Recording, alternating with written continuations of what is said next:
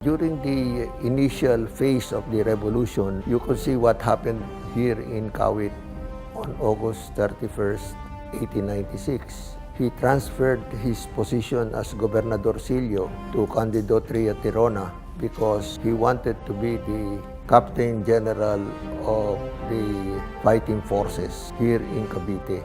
Subsequently, in the Imus Assembly on December 28, 1896, his candidate for presidency was Edelberto Evangelista. He did not present himself because he has great respect for people who studied more, who had higher achievements as far as education is concerned. He would consult people who have attained degrees and so on and have more experience. So that is another aspect.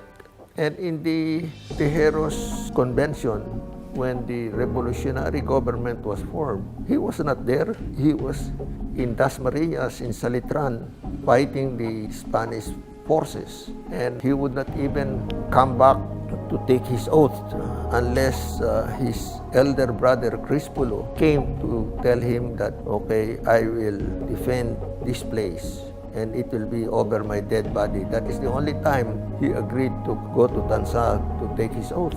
He did not aim for the presidency. He won in the election even though he was absent in the Tejeros Convention. Actually, ayaw niya. No?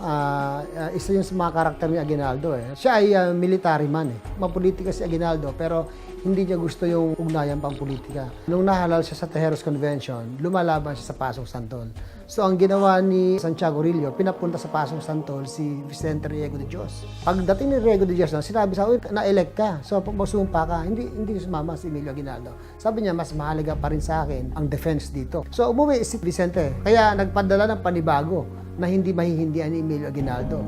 Si Crispulo Aguinaldo, yung kapatid niya. So, no choice siya, no?